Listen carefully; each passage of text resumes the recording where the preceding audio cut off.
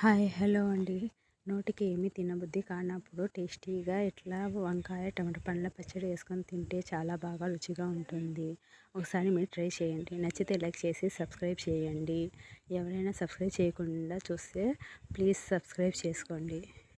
వంకాయ టమాటా పండ్లను వాష్ చేసుకొని ఒక కడాయి తీసుకొని పచ్చిమిర్చి వేసి అందులో కొంచెం ఆయిల్ వేసి మగ్గనించుకొని దాంట్లో జీలకర్ర తెల్ల వెల్లిపాయలు వేసి టమాటా పండ్లను చిన్న ముక్కలుగా కట్ చేసుకొని వేసుకోవాలి.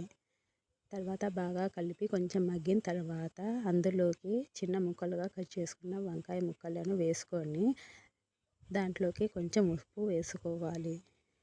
వంకాయ ముక్కలు వేస్తానే ఉప్పు వేస్తే వంకాయ ముక్కలు చేదు లేకుండా ఉంటాయి.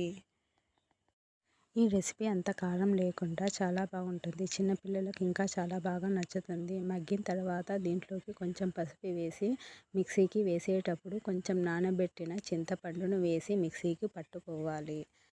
మిక్సీకి పట్టినాక ఒక గిన్నెలో తీసుకొని అందులోకి చిన్న ఉల్లిగడ్డ ముక్కలను చిన్న చిన్న ముక్కలుగా కట్ చేసుకొని వేసుకుంటే పంటికి తగులుతూ చాలా రుచిగా ఉంటుంది.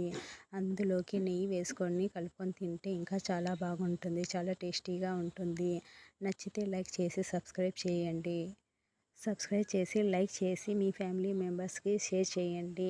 ఈ రెసిపీ చాలా బాగుంటుంది.